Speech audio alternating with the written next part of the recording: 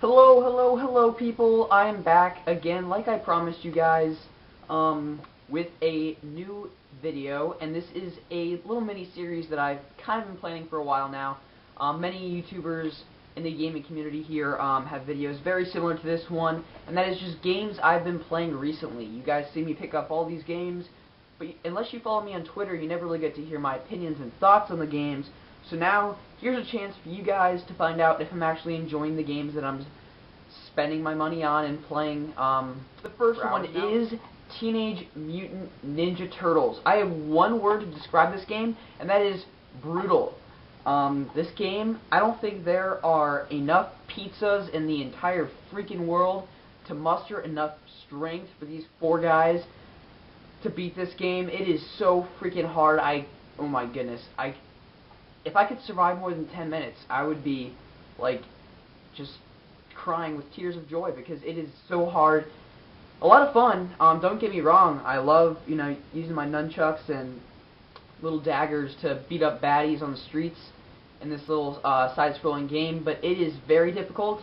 That's all I have to say about it. It's brutal. Fun, but very difficult. I don't know what else to say about that one.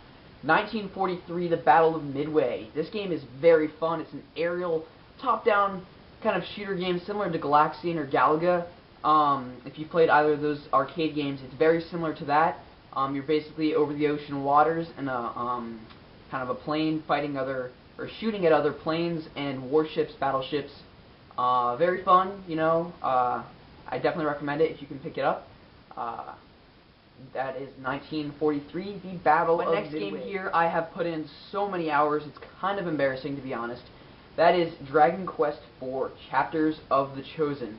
Now, this game was originally released as Dragon Warrior 4 on the NES, and if you were not fortunate enough to play that game like myself on the original system, this is a great way to experience this game. The graphics have obviously been enhanced, as well as the music, and just the entire game is, just been completely polished up, refurbished, and ported to the Nintendo DS, and it is a traditional RPG at its best.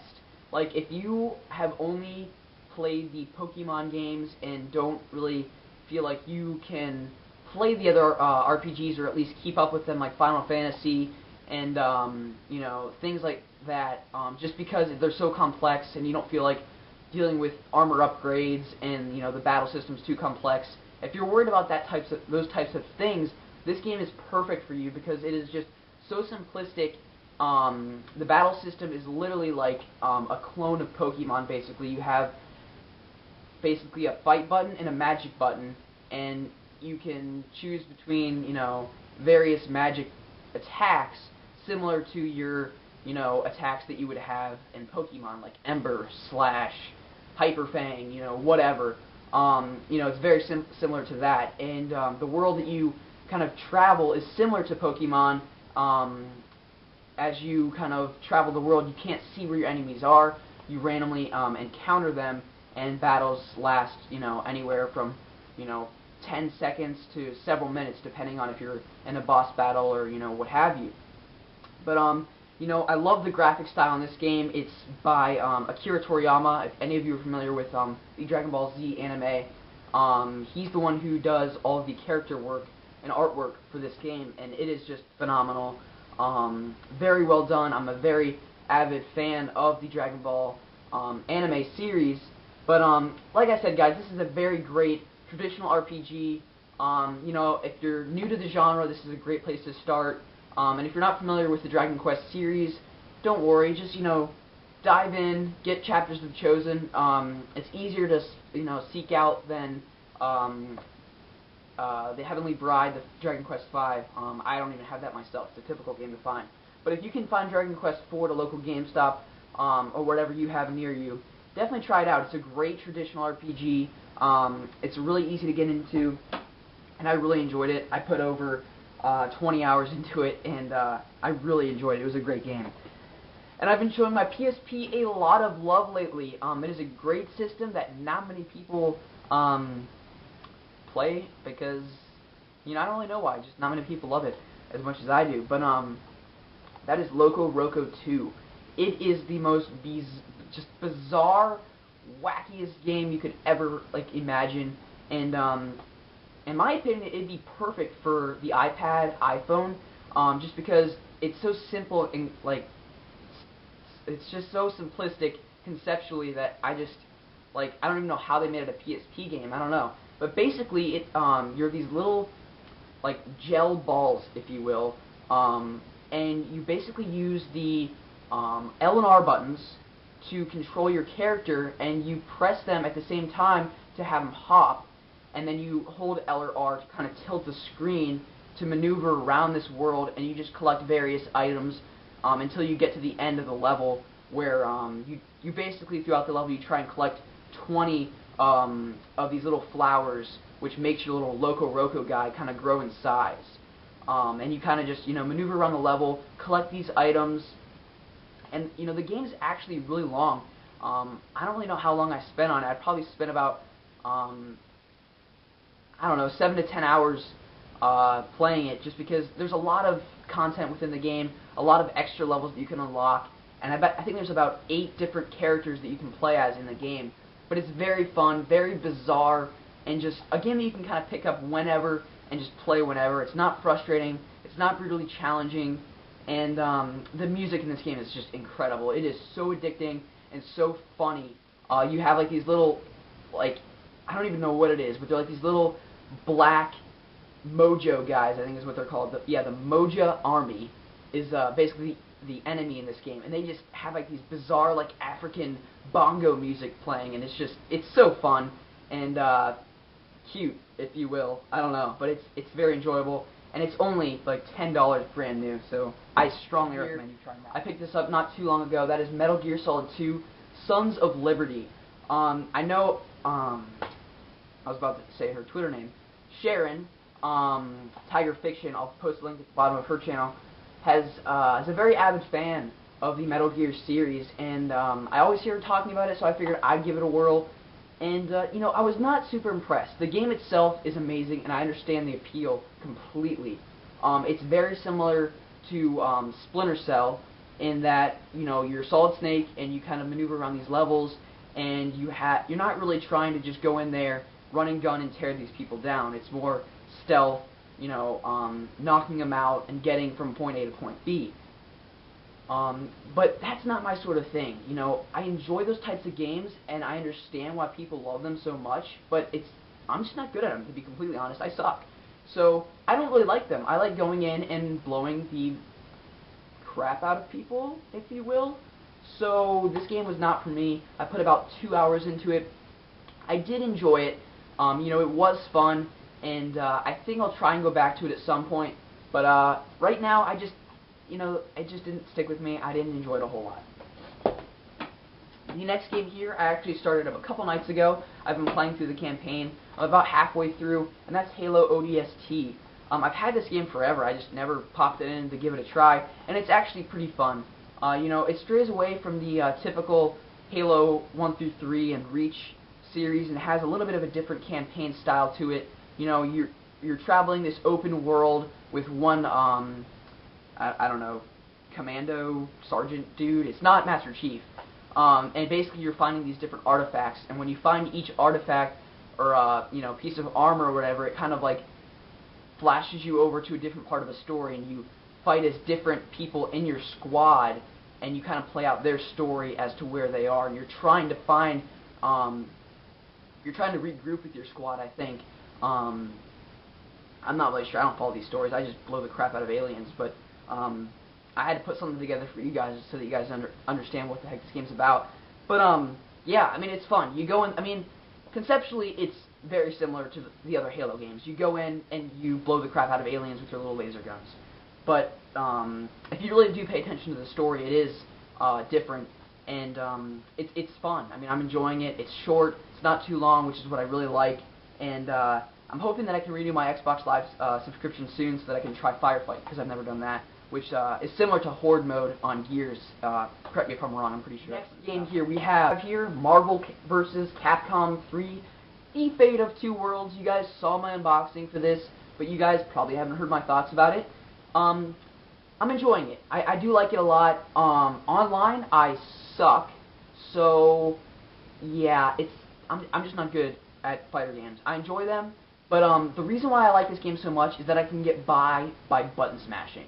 Okay, that's why I like this and Tekken so much, because I don't have the time to sit down and play Street Fighter and memorize like 15 button combos and do your little Hadouken stuff. I just can't do that. I'm not good at that. I never have been. That's why the Tekken series and this game here appeals to me so much, because I can get by going online and smashing X and B till my bloody fingers bleed, and occasionally I'll win here and there, which is nice. While the other person is probably memorizing combos, I'm not. I just can't do that. But the character selection in this game, the roster is not very impressive. It's really not that large, if you will. It's quite small. I was kind of disappointed with that. But I think they did that for a reason, because each character that I've played as, I've enjoyed playing as them. They're all unique in their own way. And personally, my three favorite characters are Dante, Amaterasu from Okami, and Wolverine. That's kind of my trio, if you will. But there are a lot of other great characters in this game that I'm really enjoy playing as, like She-Hulk is really cool, the Flash. I typically like the smaller, quick characters as opposed to the giant, like monster characters that are stronger and more powerful. But it's fun. There's not much of a story to it, like any fighting game. But you can go into the arcade mode and fight through a series of fights, rounds, whatever you want to call it, and then the final boss is just ridiculously huge. I'm not going to say his name because I don't want to like spoil anything if you guys really don't want me to tell you. But there are two characters that I got the rights to when I purchased this game, and that's Jill and Shuma Gorath. So once I renew my Xbox Live subscription, I'm going to be excited to play as them. But like I said, guys, it's a good game, but the roster is not too impressive, but the graphics in this game and the art style is phenomenal. They did a really good job with that, and the level designs are great as well. There's a nice variety of levels, and there's nice animations going on in the background as you play through each round, so that's nice. But, I guess it met my expectations, but it didn't go above my expectations, which is what I was hoping for. So it's definitely worth getting, and yeah, I mean, I can't say anything more about it. It's really enjoyable fighter, and if you enjoy that genre of games, I recommend it. We have a game for the Wii, everybody, and that is Goldeneye 007. Now, if you guys were never fortunate enough to play this game on the N64, well, I feel bad for you, I really do, because there were probably a lot of college students that were forced to drop out of school because of so many sleepless nights playing this in their dorm. I probably would have been in the same boat if I was in college at the time of this game's release on the N64. But putting that aside, this is not that game whatsoever. I did not enjoy this game, at all as much as I did the N64 version. It just did not retain that nostalgic love for GoldenEye as the first one, for me at least. But this wasn't a direct clone of the first one, so I can't really, say anything bad about it. But the game itself, it's fun. The campaign I completed already. My main complaint about the campaign, though, is that some of the level designs were just too polished and too refurbished and redone to the point where it was like they were almost unrecognizable from the first game. I mean, I recognize them by name, but for instance, the tank level, where you kind of take that tank. Okay, that was the best freaking level in the original GoldenEye game on the N64, because you'd run over people and they would you'd hear that they scream in agony, and then you'd hear the bones crunching. It's not like this. I mean, you're in some suburban, some urban city, and it's stupid. I don't know. It was just so unexciting. I mean, I don't know. It wasn't as epic as it was in the original. I mean, it never is, but come on, you guys. I mean, I was expecting to hear the bone crunching and the people screaming in agony when I ran them over. Instead, it was like realistic. What's up with that crap? So yeah, my main complaint is that it's too polished. You know, I wanted to have that same feeling. I wanted to feel like I was in my basement, you know, when I was, however old I was when the game came out, playing that game with my friends. It's not like that. The facility is not the same. Like I said, too polished. I didn't enjoy that. The multiplayer, I have not played online, but I played with my friends, and it does not feel the same at all. You know, it just doesn't. I mean, the multiplayer, the level designs just are too different. I played the facility, I went into the bathroom, and it looks way too, it's just too different than the original, and that really bothers me. So guys, it's fun, and I enjoyed the game, but it's not the same as the N64 version. So my recommendation to you guys is, if you don't have an N64 or have never played one, do yourselves a whole whopping favor. Block off work for the next about probably 3 weeks to a month. Buy an N64 and 007 GoldenEye for the N64 and sit in your basement, and I'd buy like a life supply's worth of copy and play that game non-stop, and you will like be amazed because it's incredible, and basically revolutionized the first-person shooter genre that we know today, and it is what hooked me on the first-person shooter genre back in the day. So, ladies and germs, that is what I've been playing recently. I hope you guys enjoyed this little segment. I've taken quite a bit of your time. I don't even know how long this video is going to be. But some other quick games that I'm going to show you guys real quick. I'm going to go through some other games that I've been playing. Some more NES games. We have Ice Hockey, Legendary Wings, The Magical Quest, starring Mickey Mouse, great platformer. I did the final boss video for this, Kingdom Hearts 2, fantastic game. More PSP love, Twisted Metal Head-On, similar to any other Twisted Metal game in the series, and Kingdom Hearts Birth by Sleep, incredible game in the series. So guys, that's it. That is what I've been playing recently. I don't want to take any more of your time. Thank you for watching, and until next time, I will see you later. Take it easy, play some games, let me know what you've been playing, and I'll see you later. Take it easy.